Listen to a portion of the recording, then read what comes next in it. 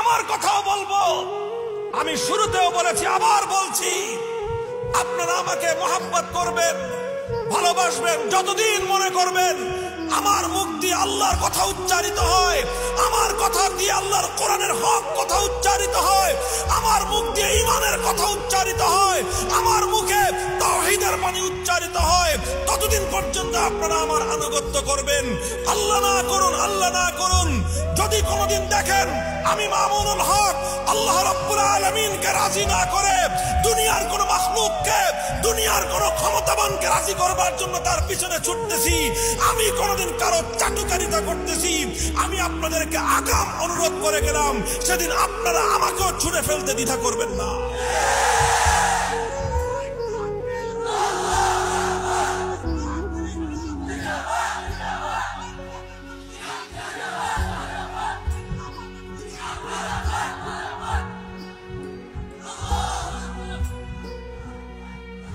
আল্লাহর বান্দা যখন এভাবে অটল থাকে, আল্লাহর বান্দা যখন এভাবে অটল থাকে আর মজবুত থাকে, ইতিহাসের সোনালী পাতায় অসংখ্য অগণিত প্রমাণ রয়েছে আল্লাহ রাব্বুল আলামিন তার বান্দার উপর গায়েবী মদদ নাজিল করেন।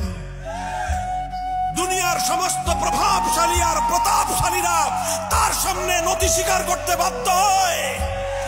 হযরত আব্দুল্লাহ বিন হুযাফা রাদিয়াল্লাহু তাআলা আনহু, আল্লাহর নবীর একজন সাহাবী, রোমান সম্রাটের দরবারে বন্দী হয়েছিলেন, গ্রেফতার হয়েছিলেন।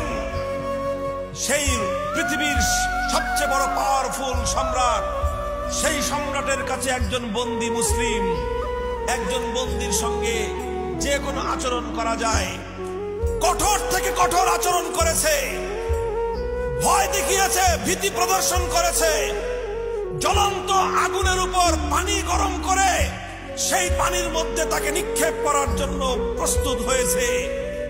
আব্দুল্লাহ ইবনে হুযাফা রাদিয়াল্লাহু তাআলা নির্বিকার, রাজি করব একমাত্র কাকে?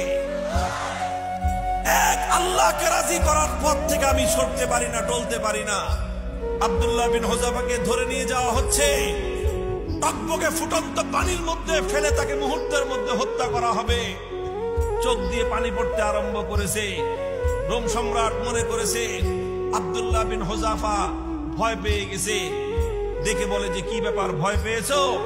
বিভীষিকাময় মৃত্যু দেখে তুমি ভয় পেয়েছো? এখনো আমি তোমাকে, তুমি যদি আমার কথা মেনে নাও, তোমাকে মুক্তি দিয়ে দিব, অনেক বড় উপঢৌকনার পুরস্কার তোমাকে দিব, আমি আমার রাজ্যের রাজত্বের অংশীদার তোমাকে বানিয়ে দিব, দেখো রাজি আছো কিনা। আব্দুল্লাহ বিন হুযাফা চিৎকার করে বললেন যে কশ্চিন কালেও ইমানদার তার ইমানের পথ থেকে সরতে পারে না। হয় তাহলে কাঁদতেছো কেন, চোখে পানি কেন? তুমি যদি ভয় পেয়ে না থাকো তাহলে চোখে কান্না কিসের? হযরতে সাহাবী রাসূল আব্দুল্লাহ বিন হুযাফা রোম সম্রাটকে বললেন, হে রোম সম্রাট, এ চোখের অশ্রু জীবনের মায়ায় নয়, এ চোখের অশ্রু মৃত্যুর ভয়ে নয়, আমার এ চোখের পানি এটা তোমাকে দেখাবার জন্য নয়, আমার এ চোখের অশ্রু দুনিয়ার কোন মানুষকে দেখাবার জন্য নয়, আমি আমার এ অশ্রু নজরানা পেশ করতেছি শুধুমাত্র আমার রবকে দেখানোর জন্য। রবকে দেখায় কি বলবা? রবকে দেখায় বলতেছি, ওগো আমার মাবুদ, তুমি আমাকে পরীক্ষা করতেছো যে আমি তোমাকে রাজি করতে গিয়ে কতটুকু ত্যাগ আর কোরবানি স্বীকার করতে পারি।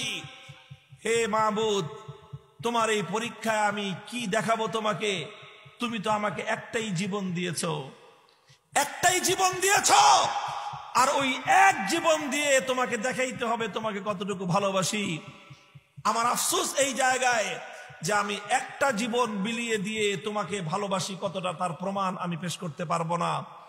তুমি যদি আমাকে 100টা জীবন দিতে, 1000টা জীবন দিতে, একটা একটা জীবন মাওলা তোমার পথে উৎসর্গ করে প্রমাণ করে দিতাম তোমার বান্দা তোমাকে রাজি করবার জন্য সারা দুনিয়াকে 1000 বার কোরবান করতে পারে। কুল আমানতু বিল্লাহি সুম্মা ইসতাকিম। মুহতারাম হাজিরিন, এখানেই আমি আমার আলোচনা শেষ করতেছি।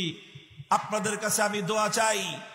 অনেক প্রতিকূলতা, অনেক বাধার বিন্ধ্যাচল, অনেক সমস্যা সংকট দেখেছি, সাইক্লোন, টর্নেডো, তুফান দেখেছি।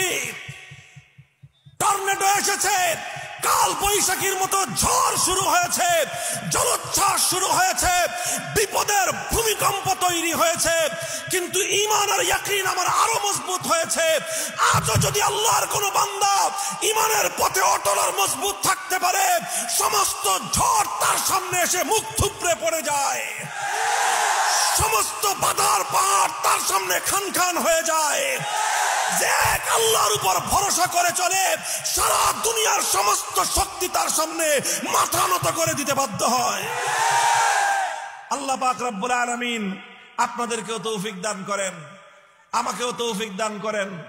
আমি আপনাদের কাছে এই দোয়া চাই, জীবনের অন্তিম সময় পর্যন্ত, শেষ নিঃশ্বাস পর্যন্ত যেন হক এবং হক্কানিয়তের পথে, ঈমানের পথে ইস্তেকামতের সাথে থাকতে পারি। আল্লাহ পাক রব্বুল আলামিন তৌফিক দান করেন।